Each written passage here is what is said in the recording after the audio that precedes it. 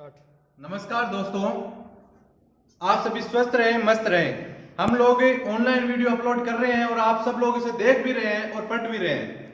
ये वो समय चल रहा है जिस समय हम एक दूसरे से आगे निकल सकते हैं। पढ़ाई की जगह हम अपने समय की भी मदद करेंगे और एक दूसरे से आगे निकलने का समय है। तो मैं आप सभी लोगों से यही प्रार्थना करूंगा कि आप सब लोग मन लगा के पढ़ें और जो हम लोग वीडियो आपको भेज रहे हैं उसे जरूर देखें, उससे पढ़ें, कुछ सीखें। कुछ आपको लग रहा है उस वीडियो में तो आप मुझे फोन कर सकते हैं और आप लोग सभी पढ़ें। साथ ही दोस्तों, जो हमारा चैनल है एक्टर जेपी शर्मा यूट्यूब के ऊपर, जिसके अंदर हम वीडियो अपलोड कर रहे हैं, उस चैनल को आप सब्सक्राइब भी करें तथा उस पर लाइक करें, कमेंट करें। कमेंट करने से आपका फायदा ही होगा कि आप लोग की अगर कोई समस्या आ रही है तो आप लोग हमें सूचित कर सकते हो उसके अंदर कमेंट करके। हम उस पर हो सकता है दूसरा वीडियो बनाएं, हम उस पर विचार करें। साथ ही आप इस चैनल को अलग से ज्यादा दिखाएं, लोगों को दिखाएं, सब्सक्राइब कराएं, जिससे हमारा वीडियो ज्यादा लोगों के पास जाएगा तो वो सब लोग देखेंगे, घर पे बैठ के पढ़ सकते हैं इस समय में। धन्यवाद। ओके।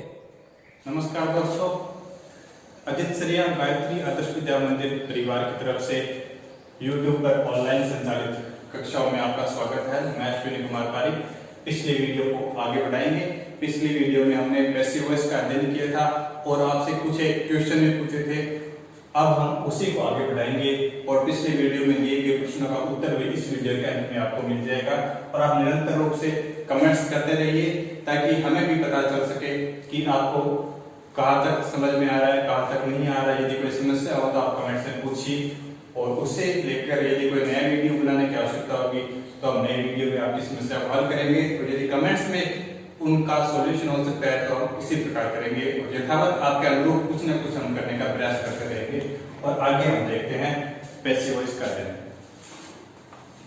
हमने सिंपल और कंटीन्यूअस टेंस का अध्ययन कर चुके थे और आगे हम बात करते हैं परफेक्ट टेंस की।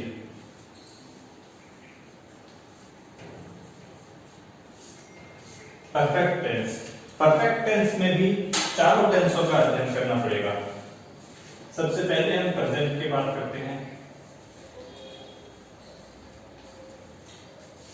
प्रेजेंट एक्टिव और पैसिव। यदि मैं आपको इस हिसाब से जो पढ़ा रहा हूं कि एक्टिव में किस रूप में होगा और पैसिव में किस रूप में होगा, तो एक्टिव के माध्यम से आपका जो टेंस का टॉपिक होता है वो भी साथ में क्लियर होगा। इसलिए मैं आपको इस हिसाब से टेबल के रूप में दोनों के सूत्र लिख के बता रहा हूं। अब बात करते हैं प्रेजेंट परफेक्ट टेंस में एक्टिव सेंटेंस किस रूप में होगा कि सब्जेक्ट प्लस हैज या हैव प्लस वर्ब की थर्ड फॉर्म और ऑब्जेक्ट। ये होगा एक्टिव के रूप में प्रेजेंट परफेक्ट का सेंटेंस, यानी सब्जेक्ट हैज हैव, वर्ब की थर्ड फॉर्म और ऑब्जेक्ट हैज एक वचन के साथ में और हैव बहुवचन के साथ में। इसे पैसिव में कन्वर्ट करने के लिए object plus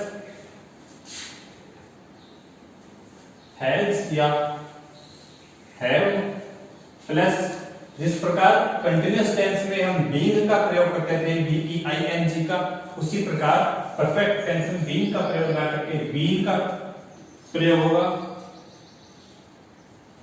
being plus verb की थर्ड फॉर्म जो एक्टिव में होती है प्लस बाय और प्लस सब्जेक्ट। जो वाक्य का जो सब्जेक्ट होता है उसी सब्जेक्ट का रूप परिवर्तन करके यहाँ पर सब्जेक्ट को अंतिम अंत में लिखा जाएगा। ठीक है। एक बात है कि एक्टिव से पैसिव बनाते समय हमेशा वर्ब की थर्ड फॉर्म का ही प्रयोग होता है।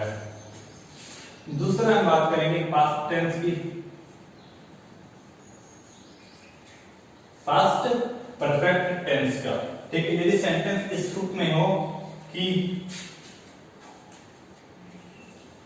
Subject plus had plus verb की थर्ड फॉर्म और ऑब्जेक्ट, ये एक्टिव का होता है। यानी पास्ट परफेक्ट टेंस जो होता है वो एक्टिव सेंटेंस के रूप में इस रूप में आपके सामने होगा। और इसे जब हम पैसिव में कन्वर्ट करेंगे तो object plus head plus being,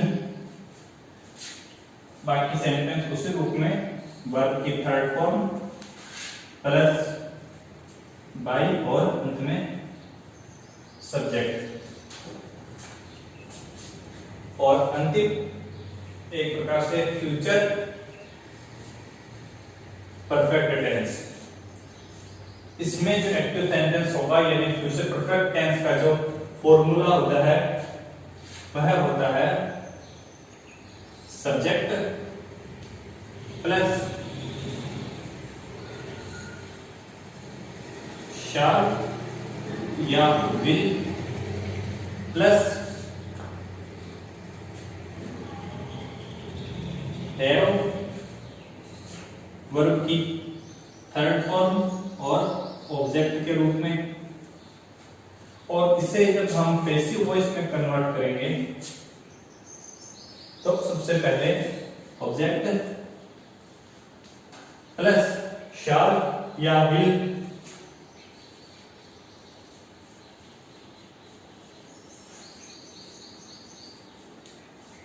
इसके साथ में जो दिया गया हैव है उस हैव का भी यथावत प्रयोग होगा। इसके अलावा जो बाकी सेंटेंस होता है उसी रूप में बीइंग वर्ब की थर्ड फॉर्म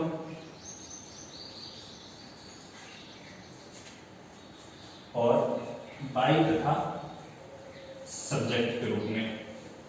अब अंतिम बात करते हैं जो मॉडल वर्ब्स होती हैं।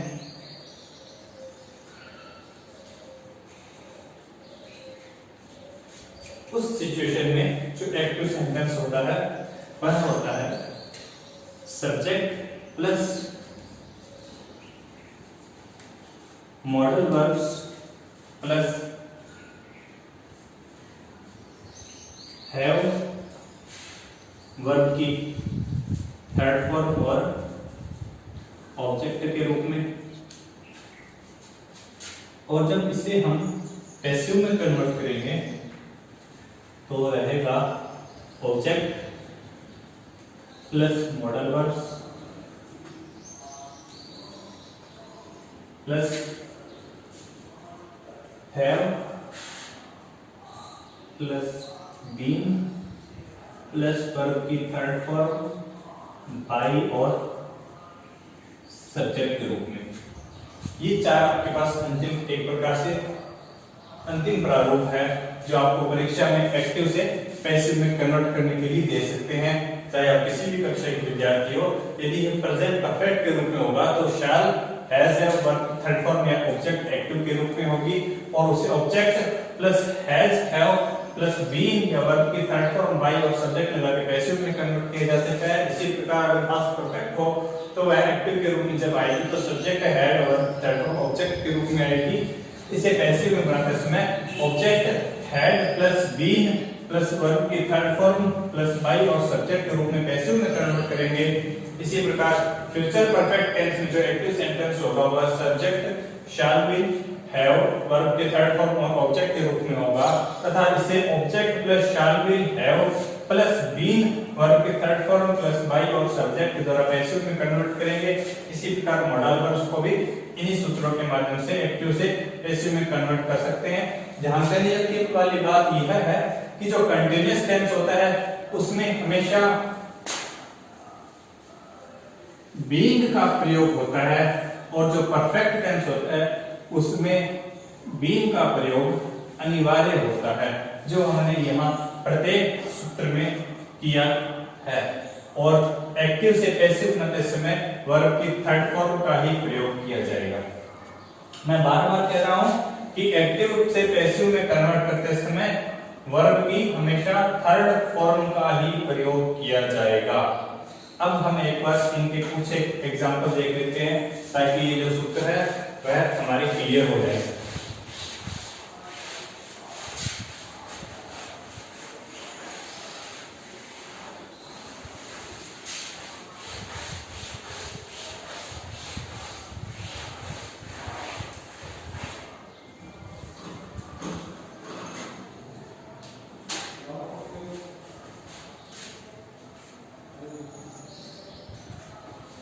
पहला example, the news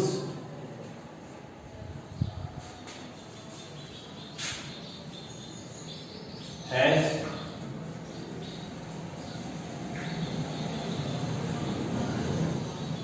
surprised us. The news has surprised us. सबसे पहले हैज को देख के पता चलता है कि यह प्रेजेंट परफेक्ट टेंस के रूप में दिया गया एक्टिव सेंटेंस है और जिसे हमें पैसिव में बनाना है। पैसिव में बनाने के लिए सबसे पहले जो ऑब्जेक्ट है उसे उठा के सब्जेक्ट के रूप में रखेंगे अस को, वी, और हैज हमेशा एक वचन के साथ आता है और वी के साथ में बहुवचन यानी कि हैव, और हैव के बाद में सूत्रानुसार बीन का प्रयोग करेंगे, वी हैव बीन, और फिर वर्ब की थर्ड फॉर्म सरप्राइज्ड जो की हुई है थर्ड फॉर्म के रूप में उसे यथावत प्रयोग करेंगे। We have been surprised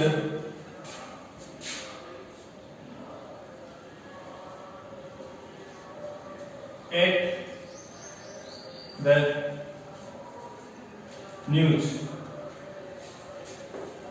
We have been surprised at the news।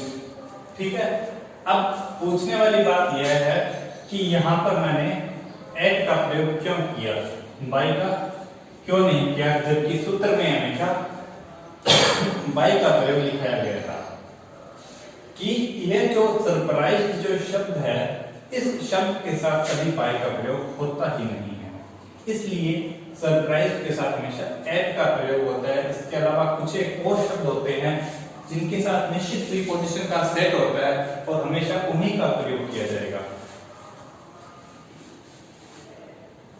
इसी रूप में एक बार दूसरा एग्जांपल और देख लेते हैं।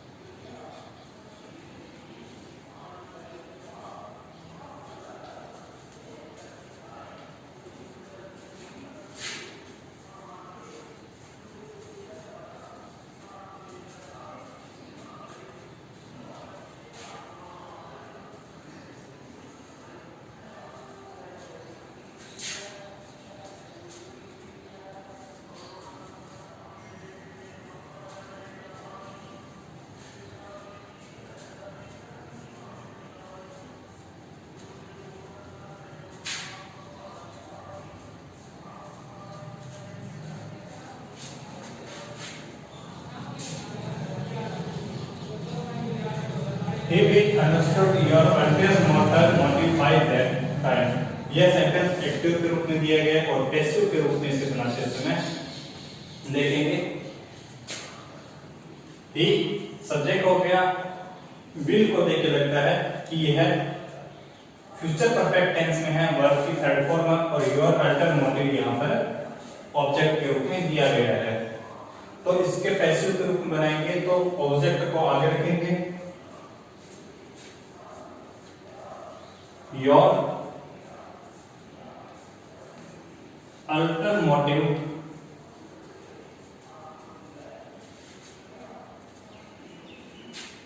will have been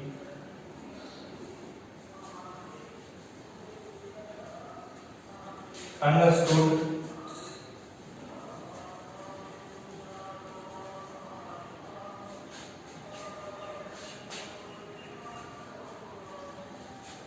by him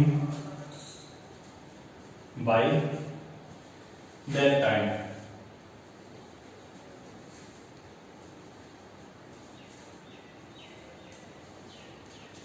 sentence था he will understood your alternative motive by that time। इसमें सब्जेक्ट हमारा he था, he हमारे हेल्पिंग वर्ब और understood हमारे वर्ब की थर्ड फॉर्म और your alternative motive ये ऑब्जेक्ट था और ये हमारा अदर सेंटेंस था। पैसिव वॉइस बनाते समय सबसे पहले ऑब्जेक्ट को सब्जेक्ट की जगह रखा, your alternative motive और विल के बाद ये फ्यूचर परफेक्ट टेंस था, यानी कि विल हैव बीन, और वर्ब की थर्ड फॉर्म जो दी गई थी अंडरस्टूड, और बाय और ही का जो सब्जेक्ट था इसे ऑब्जेक्ट बनाया, यानी कि बाय ही, और बाद बाकी जो सेंटेंस होता है बाय दैट टाइम। ठीक है, इस प्रकार से जो परफेक्ट टेंस होता है उसके जो वाक्य होते हैं उनको भी इसी प्रकार से एक्टिव से पैसिव में कन्वर्ट कर सकते हैं।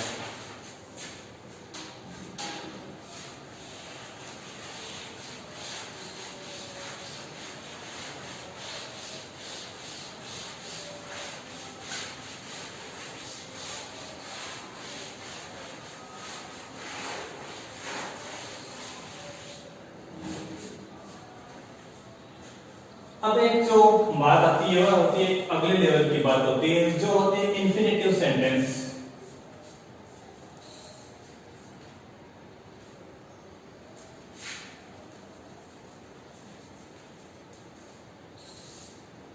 इंफिनिटिव सेंटेंस होते हैं। ये इंफिनिटिव सेंटेंस वो होते हैं जो इसमें टू प्लस वर्ब की फर्स्ट फॉर्म का प्रयोग किया जाए। वो सेंटेंस होता है टू प्लस वर्ब की फर्स्ट फॉर्म जहां प्रयोग होगा वो इंफिनिटिव सेंटेंस होगा। उसका सिंपल सा रूल होता है कि ऐसे सेंटेंस में जो होते हैं उनको एक्टिव से पैसिव में कैसे बदला जाएगा। इसमें जो टू प्लस वर्ब की फर्स्ट फॉर्म जो दी हुई होती है उसे to plus be plus verb की थर्ड फॉर्म के रूप में जब लिखेंगे तो वह सेंटेंस एक्टिव से पैसिव में कन्वर्ट हो जाएगा। इसे हम एग्जांपल के रूप में देखते हैं। जैसे एक्टिव सेंटेंस का example, I am to do it, I am to do it. इसे पैसिव में बदलेंगे तो सीधा सा होता है कि जो हमें जो चलता है कि जो सब्जेक्ट को ऑब्जेक्ट में बदलेंगे, ऑब्जेक्ट को सब्जेक्ट में, उसी अनुसार इट और एम के अनुरूप इट इज, फिर टू को टू बी वर्ब की थर्ड फॉर्म डन, डन और बाय मी।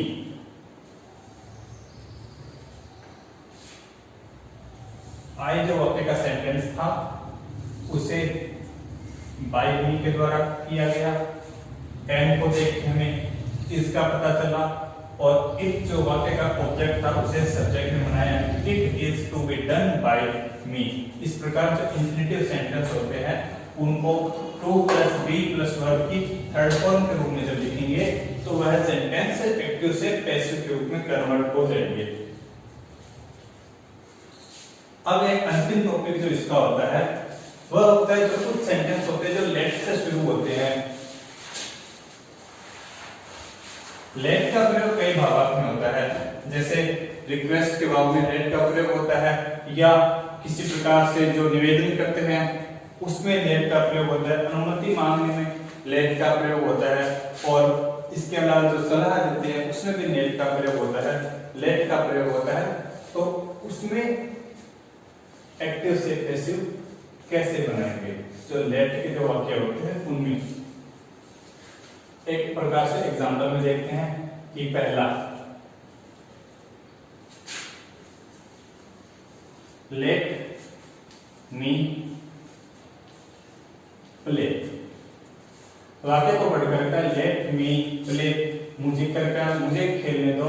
यह एक प्रकार से सेंटेंस जो है वह अनुमति के रूप में है कि किसी चीज की अनुमति मांगने की प्रयास किया जा रहा है, लेट मी प्ले। इसे हम पैसिव में कैसे बनाएंगे? इसे पैसिव में बनाते समय मी को आधार मानकर आई में भी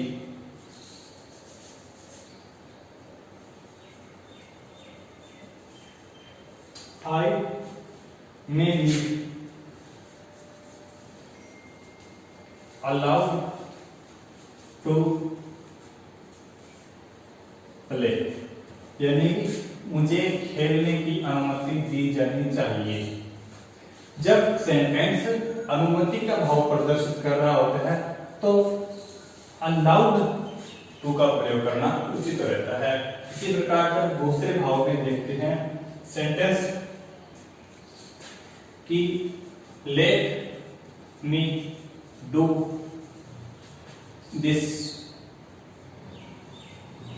वर्क, यानी मुझे यह कार्य करने दीजिए।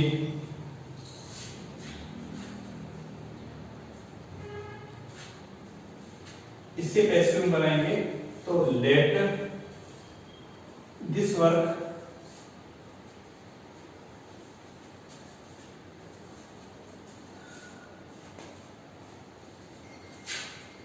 B done by him. ये दो सेंटेंस थे। अब इसके अलावा कुछ एक और बात जो अंतिम रूप से एक्टिव टू पैसिव सेंटेंस बनाने की प्रक्रिया में आती हैं, उन पर थोड़ी चर्चा कर लेते हैं। जैसे कि एक सेंटेंस होता है जो नैतिक सलाह के रूप में होता है, जैसे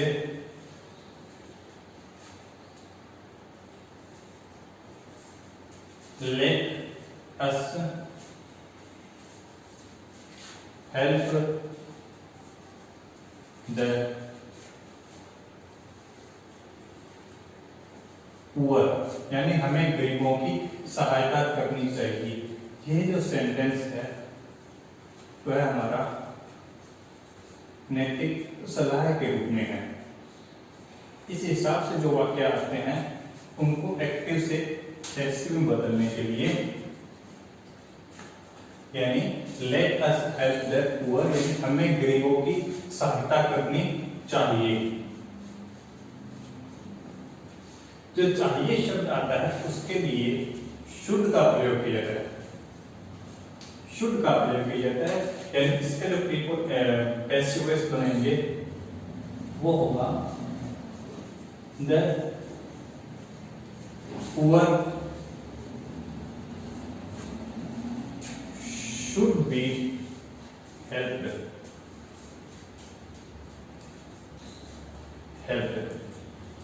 इस प्रकार जो हमारे सेंटेंस है एक्टिव से पैसिव वॉइस बनाने के, वो मुख्य रूप से आपके उपयोगी हो सकते हैं। अब जैसे कि हमने आपसे वादा किया था कि जो सेंटेंस या जो क्वेश्चन मैंने पिछले वीडियो में आपसे पूछे थे उनके बारे में थोड़ी चर्चा कर ले, और नए प्रश्न जो इस वीडियो से संबंधित और पिछले वीडियो से संबंधित, दोनों से संबंधित, क्योंकि पैसिव वॉइस का टॉपिक हमारा पूर्ण हो गया है, तो मैं उन प्रश्नों का आपको उत्तर दे देता हूं और नए क्वेश्चन जो है वो आपसे पूछते हैं। पहला प्रश्न मैंने आपसे पूछा था, he asked me to finish the work at time, he asked me to finish the work at time। इससे पैसिव में इस प्रकार बनाएंगे,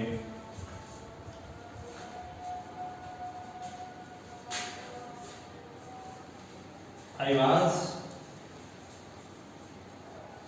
asked to finish the work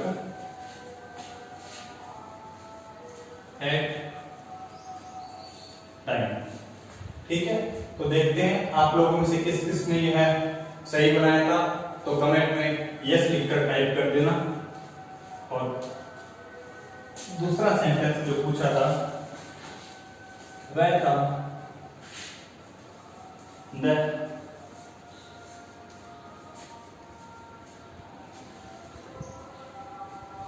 the gatekeeper refused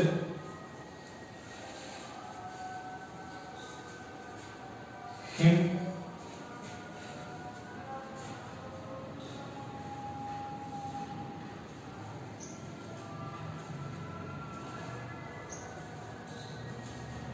gatekeeper refuse giving admittance. इसको जो passive में बनाया गया है वो इस प्रकार से he was refused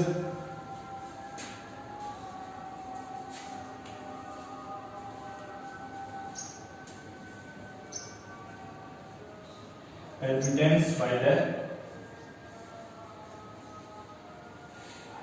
gatekeeper।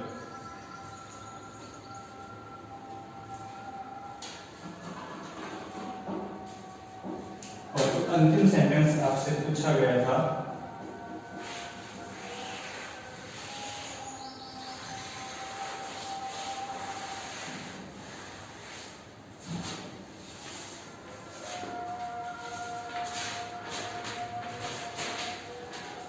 वह था कि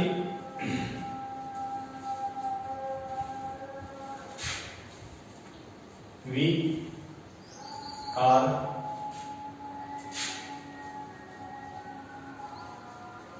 taught English here। इसका पैसिव इस प्रकार से बनेगा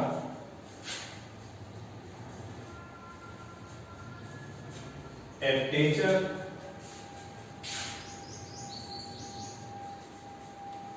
teaches us English here। इस प्रकार जो 3 प्रश्न आपसे पूछे थे उन 3 के सही जवाब किस किसने दिए हैं वो कमेंट्स में अपना उत्तर जरूर दें। और आज मैं जो पढ़ाया गया है उसके कुछ एक प्रश्न आपसे पूछता हूँ और आप उनके उत्तर कमेंट्स में जरूर देना ताकि हमें भी पता चल सके कि आपको पढ़ाया हुआ कहाँ तक समझ में आ रहा है। यदि कोई आपके इससे संबंधित किसी भी प्रकार की कोई समस्या हो तो आप उसका भी विवरण कमेंट्स में दे सकते हैं। उससे कि हम लोग यथावत कोई आवश्यक कार्यवाही अवश्य करेंगे। तो पहला प्रश्न है आपका जो आपका एक प्रकार से होमवर्क होगा कि पहला द न्यूज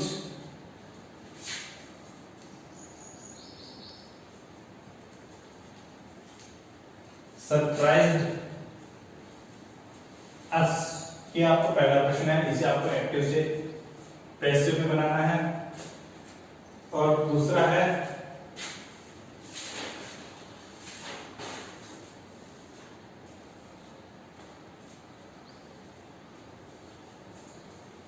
you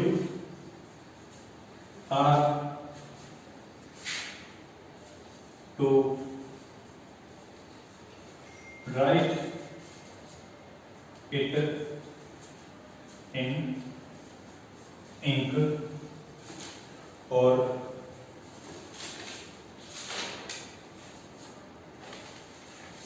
अंतिम रूप से आपको एक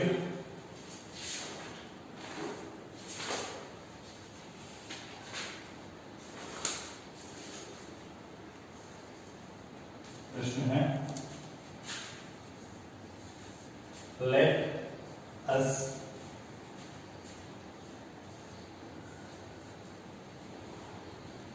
ऑर्गेनाइज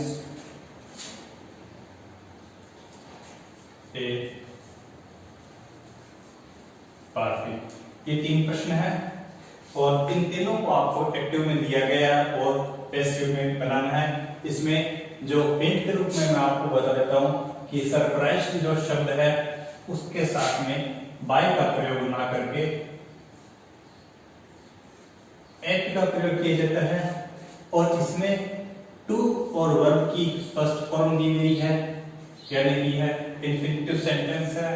और लेट अस ऑर्गेनाइज ए पार्टी इसमें एक प्रकार से अनुमति या सलाह की बात है।